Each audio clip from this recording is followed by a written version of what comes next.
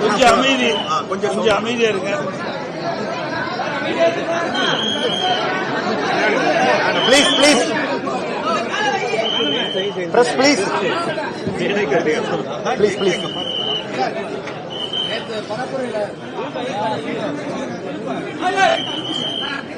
நேற்றைய தினம் டிவிக்கு பொதுக்கூட்டம், அதனுடைய கட்சியினுடைய தலைவர் திரு விஜய் அவர்கள் கரூரில் நடந்த கூட்டத்திலே கலந்து கொண்டு பேசிக் கொண்டிருக்கின்ற பொழுது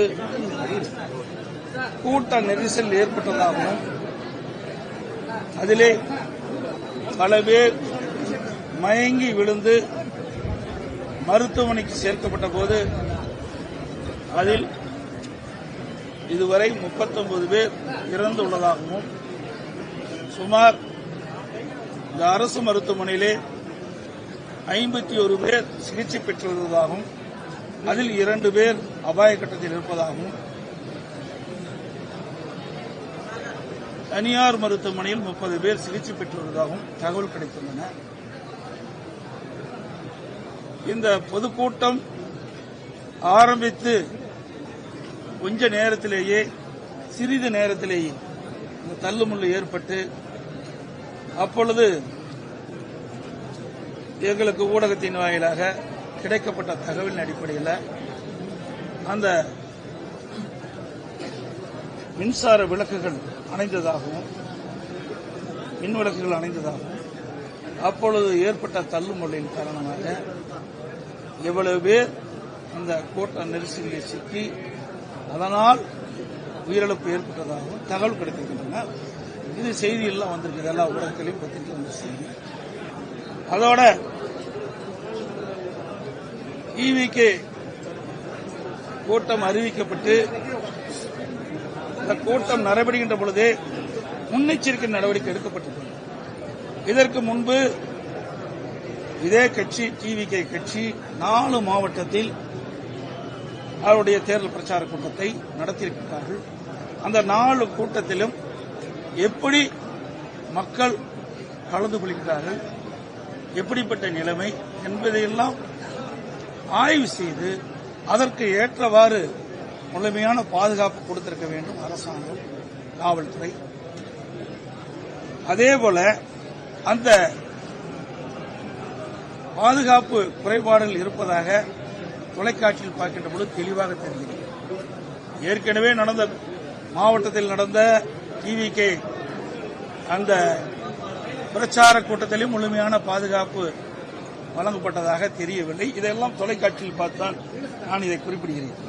அதோட இந்த கட்சி மட்டுமில்லை, அனைத்து இந்திய அண்ணா திராவிட முன்னேற்ற கழகத்தின் சார்பாக நான் எழுச்சி பயணம் மேற்கொண்டிருக்கின்றேன். அந்த நிகழ்ச்சியில் கூட காவல்துறை எங்களுக்கு முழுமையான பாதுகாப்பு கொடுத்து ஒரு 3-4 மாவட்டத்தில் பாதுகாப்பு கொடுத்தாங்க.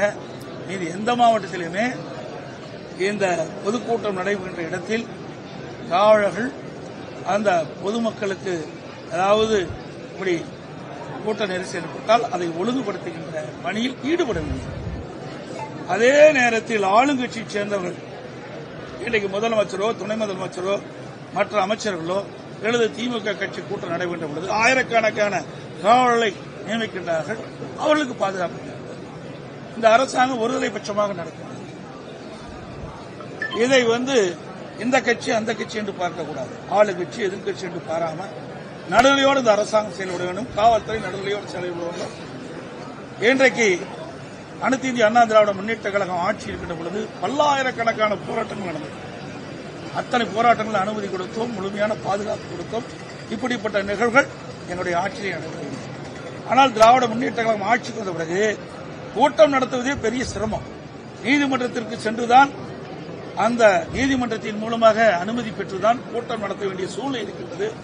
அப்படி கூட்டம் நடத்துகின்ற சூழ்நிலை இருக்கின்ற பொழுதும் நீதிமன்றம் முறையாக பாதுகாப்பு வழங்க வேண்டும் என்று உத்தரவு பிறப்பிக்கப்பட்டால் கூட இந்த அரசு, காவல்துறைகள் எதிர்க்கட்சி என்ற பார்வையில் முழுமையான பாதுகாப்பு கொடுப்பதில்லை. இந்த முழுமையான பாதுகாப்பு கொடுக்கப்பட்டிருந்தால் இந்த தள்ளுமுள்ளுகளை சரி செய்திருக்கலாம், இந்த உயிரிழப்பை தவிர்த்திருக்கலாம். அதோடு ஒரு அரசியல் கட்சி தலைவரும் அதை கூர்ந்து கவனிக்க வேண்டும். இன்னைக்கு 4 மாவட்டத்தில் அவர் சுற்றுப்பயணம் செய்திருக்கிறார். 6 மாவட்டத்தில் சுற்றுப்பயணம் செய்கின்ற பொழுது ஒவ்வொரு மாவட்டத்திலும் எப்படி இருக்கின்றது, அதுல என்னென்ன குறைபாடுகள் இருக்கின்றன, அந்த குறைபாடு எப்படி சரி செய்ய வேண்டும் என்று அவர்களும் அந்த ஆலோசனை பெற்று அதற்கு ஏற்றவாறு அவர்களும் முன்னேற்பாட்டோடு அந்த கூட்டத்தை நடத்த வேண்டும். ஏனால் எல்லாமே விலை மதிக்க முடியாத உயிர்கள். ஒரு அரசியல் கட்சி கூட்டம் நடத்த என்று சொன்னால் அந்த கட்சியுடைய பாதுகாப்பை நம்பி, அரசாங்கத்தை நம்பி, காவல்துறையை நம்பித்தான் பொதுமக்கள் அந்த பொதுக்கூட்டத்தில் கலந்து கொள்கின்றார்கள். அரசாங்கமும் காவல்துறையும் பொதுக்கூட்டத்தில் நடைபெறுவதற்கு பாதுகாப்பு வழங்க வேண்டும். அதேபோல அரசியல் கட்சி தலைவர்களும் அங்கே குழுவிட கூட்டத்திற்கு ஏற்றவாறு தாங்கள் நடந்து கொள்ள வேண்டும். ஆகவே காலையிலே இன்றைக்கு ஒரு நேரத்தை குறிப்பிடுகிறார்கள். அந்த நேரத்திலே வந்து பொதுக்கூட்டம் நடத்துவதில்லை. பல மணி நேரம் கழித்து வந்து பொதுக்கூட்டம் நடக்கின்ற பொழுது அதிலே சில பிரச்சனைகள் ஏற்படுகின்றன. இதையெல்லாம் தவிர்த்துக் கொள்ள வேண்டும். இது நான் யாரையும் குற்றம் சொல்லி இந்த நேரத்தில் குற்றம் சொல்வது பொருத்தமாக இருக்காது. விலை மதிக்க முடியாது நாம் உயிரை இழந்திருக்கின்றோம். இதுவரை தமிழகம் மட்டுமல்ல, இந்தியாவிலேயே ஒரு அரசியல் கட்சி நடத்துகின்ற பொதுக்கூட்டத்தில் இவ்வளவு உயிரிழப்பு ஏற்பட்டது. இன்றைக்கு தமிழகத்தில் நம்முடைய சகோதர சகோதரிகள் இன்றைக்கு விலை மதிக்க முடியாத உயிரை நாம் இழந்திருக்கின்ற நேரத்தில் மிகுந்த அதிர்ச்சியும் வேதனையும் வருகிறது. இந்த கட்சி அந்த கட்சி என்றெல்லாம் பார்க்கிறோம். பொதுமக்கள் என்ற கண்ணோட்டத்தோடு நாங்கள் பார்க்கின்றோம். ஆக இது மிகுந்த வேதனையோடு இந்த கருத்தை நான் தெரிவிக்கின்றேன். ஆக இன்று அரசியல் கட்சி தலைவர்கள் இன்றைக்கு எதையும் சிந்தித்துள்ளார்கள். அனைத்து இந்திய அண்ணா திராவிட முன்னேற்ற அல்லது பல்வேறு கட்சிகள் தமிழகத்தில் இருக்கிறது. அவர்களும் பல பொதுக்கூட்டங்களை நடத்தியிருக்கின்றார்கள். அனுபவம் இருக்கின்றது. அந்த இடத்துல எவ்வளவு கூட்டம் வரும், ஒரு மாவட்டத்தில் எவ்வளவு கூட்டம் வரும், ஒரு தொகுதியில் எவ்வளவு கூட்டம் வரும், அந்த கூட்டத்தை எப்படி சமாளிப்பது, எப்படி ஒழுங்குபடுத்துவது என்பதெல்லாம் அவர்களுக்கு ஓரளவு அனுபவம் இருக்கின்றது. தமிழகத்தில் இருக்கின்ற அரசு கட்சிகள் ஒரு அனுபவம் இருக்கின்றது. அந்த அடிப்படையிலே பொதுக்கூட்டம் நடக்கின்ற காரணத்தினால் இப்படிப்பட்ட தள்ளுமுறை ஏற்படுகிற பொழுது அதை ஒழுங்குபடுத்திக் கொள்கிறார். அதை மற்றவர்களும் கடைபிடிக்கிறார்கள். சார், உயர்நீதிமன்றம் பல்வேறு வழிகாட்டுதல்களை சொல்லியிருக்கு. காவல்துறையும் இந்த அரசாங்கம் காவல்துறையும் இதில் முழு கவனம் செலுத்துகிறது. மெரினா கடற்கரையில் இங்கே ஏர் ஷோ நடந்தது. அதுல சரியான முறையில் பாதுகாப்பு ஏற்பாடு செய்யப்படாத காரணத்தால் சுமார் 5 பேர் இறந்து விட்டாங்க. அங்கேயே அப்படிப்பட்ட சம்பவம் நடைபெறுகின்ற பொழுது இப்படி ஒரு அரசியல் கட்சி தலைவர் ஒரு பொதுக்கூட்டத்தை ஏற்பாடு செய்கின்ற பொழுது ஏற்கனவே 4 மாவட்டத்தில் இந்த பொதுக்கூட்டம் நடைபெற்றிருக்கின்றது. இதெல்லாம் என்னென்ன பிரச்சனை என்பது இன்றைக்கு அரசும் காவல்துறையும் ஆய்வு செய்து அதற்கு தக்கவாறு பாதுகாப்பை வழங்கியிருந்தால் இந்த உயிர் சேதத்தை தடுத்திருக்கிறது. காவல்துறை வந்து ஒழுங்குபடுத்தினா எங்க கூட்டத்துக்கு, எங்க கட்சிக்கு வரக்கூடிய அந்த கூட்டத்துக்கு வரக்கூடிய தொண்டர்களை அவங்க விரட்டி அடிக்கிறாங்க அப்படின்ற ஒரு குற்றச்சாட்டை அவங்க தலைவர்கள் முன்வைக்கிறாங்களே. இதெல்லாம் நீங்க நீங்க கேட்கிற கேள்வி. இது நாங்களும் பொன்முலா கண்ட கட்சி, 32 ஆண்டுகளும் ஆட்சி செய்த கட்சி, இப்படி எங்கேயுமே இப்படி தடை செஞ்சது கிடையாது. ஆக வேண்டுமென்றே திட்டமிட்ட ஆளுங்கட்சிக்கு ஒரு நீதி, எதிர்க்கட்சிக்கு ஒரு நீதியாக இருக்கக்கூடாது. ஆளுங்கட்சியுடைய முதலமைச்சர் வருகின்ற பொழுது கூட்டமே இல்லாத இடத்துல கூட ஆயிரக்கணக்கான காவலர்களை நிறுத்தி பாதுகாப்பு கொடுக்கிறாங்க. அதனால குறை சொல்ல, இருந்தாலும் அவர்களுக்கு எப்படி பாதுகாப்பு கொடுக்கிறார்களோ அதே போல இன்றைக்கு நாட்டு மக்களுக்கும் பாதுகாப்பை வழங்குவது அரசுடைய கடமை, முதலமைச்சருடைய கடமை, காவல்துறை கடமை. அந்த கடமையில் இருந்து அவர்கள் தவறிவிட்டார்கள். அதனால் இந்த உயிரிழப்பு ஏற்பட்டது. ஒரு நபர் கமிட்டி அமைச்சிருக்காங்க. ஒரு நபர் கமிட்டி அமைச்சிருக்காங்க. இவ்வளவு வேகமா துரிதமா இந்த ஒரு நபர் கமிஷன் அமைப்பதில் என்ன நோக்கம்னு எனக்கு தெரியல. அமைச்சிருக்கிறாங்க. இப்ப நான் நேற்றைய தினம் சென்னைக்கு போயிருந்தேன். இரவு தான் 2 மணிக்கு தான் வீடு போயிருந்தேன். காலையில் எழுந்தவுடன் தான் வந்தேன். உங்க தொலைக்காட்சியில் பார்க்கின்ற செய்தி வச்சு தான் பேச்சு நான் கொடுத்துட்டு இருக்கேன். அது மட்டும் இல்ல, நான் வருகின்ற பொழுது கிடைக்கப்பட்ட தகவல் விஜய் அவர்கள் அந்த கூட்டத்தில் பேசிட்டு இருக்கும்போது இடையில் ஆம்புலன்ஸ் வருது. அப்ப அவருடைய ஒரு கொடி பேரை சொல்லி இந்த கொடி கட்டிட்டு இவ்வளவு ஆம்புலன்ஸ் எதுக்கு வருதுன்னு கேட்கிறார். இதெல்லாம் மிகப்பெரிய சந்தேகத்தை இருக்கு. ஆக எங்க விழுதுன்னு அவர்களுக்கு எப்படி ஆம்புலன்ஸ்காரங்க தெரியும்? கூட்டம் நடத்துறாங்க, மேல இருக்கிறாங்க. மேல ஏறி பார்த்தீங்கன்னா எல்லாமே தெரியும். நானும் கூட்டத்தில் போய் 163 தொகுதிக்கு போயிட்டு வந்திருக்கிறேன். மேல இருந்து பார்த்தா எல்லாமே தெரியும்.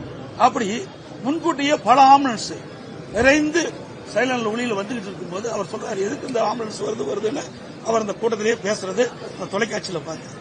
ஆக இதெல்லாம் ஒரு சந்தேகம் இருக்குது. இதெல்லாம் ஒரு முழுமையாக விசாரிக்கப்பட வேண்டும் என்பதுதான். 10,000 பேர் கலந்துக்குவாங்க அப்படின்னு சொல்லி சொன்னாங்க. 27,000 பேர் கலந்துட்டாங்கன்னு சொல்லி போலீசார் வந்து விளக்கம் கொடுத்திருக்காங்க. அவங்க கிரௌட் அதிகமா வந்துச்சு. எங்கிட்ட கேட்ட அனுமதியில வந்து 10,000 பேர் தான் கலந்துக்குவாங்கன்னு சொன்னாங்க. அவங்க பிரஸ் 27,000 பேர் வந்தது எங்களால என்ன பண்ண முடியுதுன்னா காவல்துறை. இதுக்கு 4 மாவட்டத்தில் நடந்திருக்கு. 4 மாவட்டத்தில் இதே கட்சியுடைய தலைவர் பொதுக்கூட்டம் நடத்தியிருக்கார். அந்த பொதுக்கூட்டத்தில் எவ்வளவு பேர் வந்து கலந்துட்டாங்க, எவ்வளவு பேர் எழுதி கொடுத்தான்னு இந்த காவல்துறைக்கு தெரியாதா, இந்த அரசாங்கத்துக்கு தெரியாதா? ஆகவே அவருடைய கடமையிலிருந்து தட்டி கலப்பதற்காக இந்த அறிவிப்பை கொடுத்திருப்பேன் தான் நான் கருதுகிறேன். சார், இந்த நிகழ்வுக்கு பொறுப்பேற்று விஜய் மீது நடவடிக்கை எடுக்கப்படுமா? இதையெல்லாம் நீங்க கேட்கிற கேள்வி எல்லாம் வந்து ஒரு கற்பனையான கேள்வியை தான் நான் பார்க்கிறேன். நடவடிக்கை எடுப்பாங்களா, எடுக்க மாட்டாங்களா? ஏங்க இவ்வளவு பெரிய புயல் நடந்திருக்கு, அதைத்தான் பார்க்கிறேன். இன்றைக்கு போன உயிர் மேல முடியும். நம்ம குடும்பத்தில் ஒருத்தர் இழந்தா நமக்கு எவ்வளவு வேதனை நினைக்கணும். அரசியலுக்கு அப்பாற்பட்டு பேசுங்க, தயவு செய்து. அரசியல் இது எந்த இடத்துல தவறு நடந்தது, அது எப்படி என்ன காரணத்துக்கு நடந்தது, இதைத்தான் நம்ம அலைசி ஆராய்ந்து அதற்கு ஒரு இறுதி வடிவு கொடுக்கிறது. இனி எதிர்காலத்தில் இப்படிப்பட்ட நிகழ்வு ஏற்படாதுன்னு பார்க்க வேண்டும். இதையெல்லாம் பார்க்க வேண்டும். இதை விட்டு இது இப்படி நடக்குமா அப்படி நடக்குமா, இதையெல்லாம் வந்து பேசுவது இந்த இடத்தில் சரியாக இருக்காது என்பது என்னுடைய கருத்து. அது மட்டும் இல்ல, இப்படி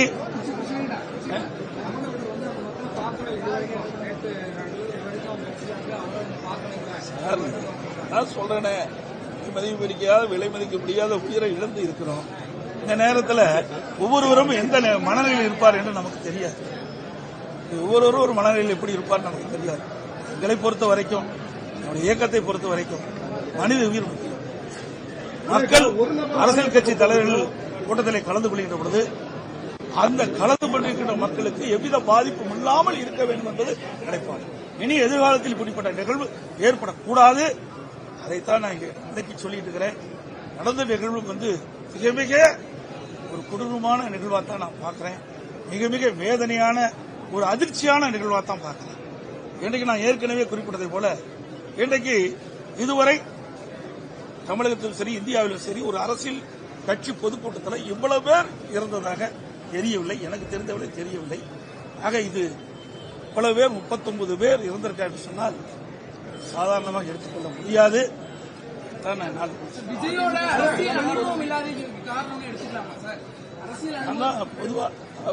பொதுவாக சொல்லுவேன், ஒருவரை குறிப்பிட்டு சொன்னால் சரியாக இருக்கு. எல்லா அரசியல் கட்சி தலைவர்களுமே இதை உன்னிப்பாக கவனிக்க வேண்டும். இன்றைக்கு மற்ற கட்சிகள் எல்லாம் அணுவும் உள்ள கட்சிகள். அந்த அணுவும் உள்ள கட்சியைச் சேர்ந்த தலைவர்கள், அவருடைய தொண்டர்கள் இருக்காங்க, நிர்வாகிகள் இருக்காங்க, ஒரு கட்டமைப்பு இருக்குது. அந்த கட்டமைப்பு வளையத்துக்குள் அதில் கொண்டு வந்து ஒரு கூட்டத்தை எப்படி கட்டுப்படுத்துவது, அதை எப்படி ஒழுங்குபடுத்துவது, அதையெல்லாம் அவர்களுக்கு பல கூட்டங்கள் நடத்தி அனுபவம் இருக்கு. அந்த அனுபவத்தின் அடிப்படையில் கூட்டம் நடத்துகின்ற பொழுது அதில் சின்ன சின்ன அசம்பாவங்கள் தவிர்க்கப்படுகிறது. இப்படிப்பட்ட பெரும் அசம்பாவங்கள் ஏற்படாத வண்ணம் அவள் தடுப்பதற்கு உண்டான அனுபவம் அவரிடத்தில் இருக்கிறது. நாங்களாம் மாநாடு நடத்துறோம், கிட்டத்தட்ட 13-14 லட்சம் பேர் கலந்துருக்காங்க. அதே போல பல கூட்டங்கள் நாங்கள் நடத்துகிறோம். அதுபோல பல அரசியல் கட்சி தலைவர்கள், தமிழகத்தில் இருக்கின்ற பல அரசியல் கட்சிகள் பல கூட்டங்கள் நடத்தியிருக்கிறது. அதையெல்லாம் அங்கு இருக்கின்ற தலைவர்கள், 2ஆம் கட்ட தலைவர்கள், அங்கே இருக்கின்ற பகுதியில் இருக்கின்ற அந்த கட்சியுடைய நிர்வாகிகள், அவர்கள் அவருடைய தொண்டர்கள், அவர்களெல்லாம் பல கூட்டத்தில் கலந்து கொண்டு அனுபவம் இருக்கிறது. அந்த அனுபவத்தின் அடிப்படையில் அவர்கள் அந்த கூட்டத்தை ஒழுங்குபடுத்திக் கொள்கிறார்கள். திமுகவை தொடர்ந்து எதிர்ப்பாதான் எல்லா கூட்டங்களையும் பேசிட்டு இருந்தாரு. முதல்வர் இந்த சம்பவம் நடந்தோடனே சென்னையில இருந்து இங்க வந்ததா இருக்கட்டும், ஒரு நபர் குழு அமைந்ததா இருக்கட்டும், 10 லட்சம் நிவாரணம் வழங்கியதா இருக்கட்டும், இதுலதான் அரசியல் இருக்குன்னு நினைக்கிறீங்களா சார்? இதெல்லாம் அரசுடைய கடமைங்க. முதலமைச்சர் வந்து இந்த கடமையில செஞ்சுதான் ஆகணும். அந்த ஸ்தானத்தில் இருக்காரு, அதை அவர் செய்யறாரு. எல்லா இடத்துலயும் தானே எல்லா அரசாங்கமும் அப்படித்தான் செய்யும். எந்த அரசாங்கமாக இருந்தாலும் இப்படிப்பட்ட நிகழ்வுகள் ஏற்படுகின்ற பொழுது உடனுக்குடன் மக்களுக்கு தேவையான உதவிகளை செய்வதுதான் அரசுடைய கடமை. அந்த கடமை தான் இந்த அரசாங்கம் செஞ்சிருக்கு. சார், இதே போல கள்ளக்குறிச்சியிலே நடந்தது. ஆனா அப்போ முதல்வர் போகல. இப்ப இவ்வளவு ஆர்வமா வந்திருக்கிறாரு. சோ அதை எப்படி சார் எடுத்துக்கலாம்? அது வேற, இது இது வேற. இதை ரெண்டையும் பிரிச்சுக்கணும். இது அரசியல் சம்பந்தப்பட்ட அரசியல் கட்சி, அது தனிப்பட்ட முறையில் வருகிறது. அதையுமே அரசாங்கம் செய்த தவற காரணத்தில் தான் 68 பேர் உயிரிழந்திருக்கிறாங்க. ஒரு இறப்பதற்கு 68 பேர் இறப்பதற்கு முந்தைய நாள் ஒரு சம்பவம் நடந்தது. அந்த சம்பவத்தில் அங்க இருக்கிற விஷச்சாராயத்தை பல பேர் குடிக்கிறாங்க. குடிச்சு மருத்துவமனையில் சேர்க்கப்பட்டவுடன் அவர்கள் இறக்கின்ற நிலை ஏற்படும். அப்பொழுது மாவட்ட ஆட்சித்தலைவர், மாவட்ட காவல்துறை கண்காணிப்பாளர் ஒரு சட்டமன்றம் அமர்ந்து கொண்டு பேட்டி கொடுக்கிறார். அப்பொழுது உண்மை செய்தியை வெளியிடப்பட்டிருந்தால் அந்த உயிரிழப்பை தவிர்த்திருக்கலாம். ஆனால் என்ன காரணத்திற்காகவோ உண்மையை மறைத்து அந்த செய்தி வெளியிட்டதின் விளைவு 68 பேர் உயிரிழப்பு நிலை ஏற்பட்டது. அதில் உண்மை செய்தி விஷசாராயம் குறித்துத்தான் எவர்கள் இறந்திருக்கின்றார்கள். நீங்க நிருபர்லாம் கேட்கறீங்க, நான் பார்த்தேன், தொலைக்காட்சியில் பார்த்தேன், அது உங்களுக்கு எல்லாமே தெரியும். நீங்க இந்த கேள்வி கேட்கும்போது அதெல்லாம் இல்ல, அவர்கள் உடல்நிலை சரியில்லாத காரணத்தில் பல்வேறு காரணத்தை மாவட்ட ஆட்சியர் சொல்கிறார், அதனால் அவள் இறந்து விட்டார் என்ற செய்தியை சொல்கிறார். ஆக உண்மை நிலையை அவர்கள் சொல்லி இருந்தால் அடுத்த நாள் இவர்கள் இறந்துட்டாங்கள முந்தைய நாள் அடுத்த நாள் துக்கம் விசாரிக்க சென்றவர்கள் இந்த விஷசாராயத்தை குடித்திருக்க மாட்டார்கள், உயிரிழப்பை தவிர்த்திருக்கிறார்கள். ஆனால் மாவட்ட ஆட்சித்தலைவர்கள் யாரை காப்பாற்ற வேண்டும் என்ற நோக்கத்திற்காக உண்மையை மறைத்து தவறான செய்தியை ஊடகத்தின் பத்திரிகையின் வாயிலாக வெளியிட்டதன் விளைவு அடுத்த நாள் அந்த இறந்தவர்களுடைய துக்கத்திற்கு சென்றவர்கள் அங்கே விற்கப்பட்ட விஷசாராயத்தை குடித்த காரணத்தால் இறந்திருக்கிறார். இதுக்கு முழுக்க அரசாங்கம் தான் காரணம். அவர்கள் தான் இதை ஏற்றுக்கொள்ள வேண்டும். அதனாலதான் முதலமைச்சர் அங்கு போய் அங்கே பாதிக்கப்பட்டவர்களை சந்திக்கவில்லை என்று நான் கருதுகிறேன். நடத்திட்டாரு. அதே மாதிரி தொடர்ந்து காவல்துறை பாதுகாப்பு கொடுத்திருக்காங்க. இப்ப வரை நடைபெற்றுள்ள எதிர்க்கட்சி தலைவரா இவங்க இந்த அரசாங்கத்தோட நடவடிக்கை எப்படி சார் இருக்கு? ஏற்கனவே நான் சொல்லியிருக்கேன், பல விளக்க சொல்லியிருக்கேன். நான் சொன்ன விளக்கெல்லாம் நல்லா புரிஞ்சிருக்கும். ஒரு அரசாங்கம் ஒரு அரசியல் கட்சி பொதுக்கூட்டம் நடத்துகின்ற பொழுது அதற்கு முழு பாதுகாப்பு கொடுப்பது அரசியல் காவல்துறை. இதை அவர்கள் முறையாக செய்யவில்லை என்பதுதான் இன்றைக்கு ஊடகத்திலும் பத்திரிகையிலும் வர செய்தியின் மூலமாக நான் இதெல்லாம் உங்களுடைய ஊடகத்தில் பார்த்து தான் சொல்லியிருக்கேன் சார். இது எங்களை பொறுத்த வரைக்கும் விலை மதிக்க முடியாத இவ்வளவு நிவாரணம் கொடுத்தாலும் ஈடாக. ஏன்னா அரசாங்கம் நிவாரணம் அறிவிக்கப்பட்டிருக்கிறது. என்னுடைய தலைமை பொறுப்பாளர் பிறகு விஜய்க்கு ஒரு எதிர்கட்சி தலைவரா நீங்க கொடுக்கக்கூடிய அறிவுரை என்னன்னு சார், ஒரு கட்சி தலைவர் ஒரு கட்சி தலைவருக்கு அறிவுரைலாம் சொல்ல முடியாது. அது ஏற்புடையதும் இருக்கு. அடையாளம் காண முடியாத ஒரு சூழ்நிலை இருக்கு. அதை எப்படி பாக்குறீங்க? அது அரசாங்கம் தான் அடையாளத்தை கண்டுபிடித்து பத்திரிகையிலே உங்களுடைய ஊடகத்திலையும் பத்திரிகையிலையும் அவருடைய புகைப்படத்தை வெளியிட்டு அதன் மூலமாக அடையாளம் கண்டுபிடித்து அந்த உடலை உரியவர்கள் ஒப்படைக்கும். ஆனா இப்ப ஒரு நபர் ஆணை அழைத்து அமைச்சிருக்காங்க. அது விஜய்க்கு அவங்க மறைமுகமா கொடுக்கிற எச்சரிக்கையோ என்னவா அவங்க முடிவு எடுக்கலாம். மிஷின் அமைத்த பிறகு இப்படித்தான் வரும் அப்படித்தான் வரும் என்று நீங்க கேட்கின்ற கேள்விக்கு என்னால் பதில் சொல்லுங்க. கமிஷன் அமைக்கப்பட்டிருக்கிறது. கமிஷனுடைய அறிக்கை வெளிவந்த பிறகுதான் உங்களுடைய கேள்விக்கு பதில் சொல்ல முடியும். அதே போல இந்த ஈவிக்கு பொதுக்கூட்டத்தில் கலந்து கொண்டு கூட்ட நெரிசலில் சிக்கி இன்றைக்கு 39 பேர் இறந்து விட்டார்கள். 2 பேர் அபாயக்கட்டத்தில் இருக்கிறார்கள். பல பேர் சிகிச்சை பெற்று வருகிறார்கள். இறந்தவருடைய குடும்பத்திற்கு அனைத்து இந்திய அண்ணா திராவிட முன்னேற்ற கழகத்தின் சார்பாக ஆழ்ந்த அனுதாபத்தை இரங்கலை தெரிவிப்பதோடு அவர்களுக்கு நிதியுதவி வழங்க வேண்டும் என்று நேற்றையே தெரிவித்தேன். அதன்படி அரசாங்கம் அறிவிக்கப்பட்டுள்ளது. அதேபோல மருத்துவமனையிலே சிகிச்சை பெறுகின்றவர் பூர்ண குணமடைகின்றனர்.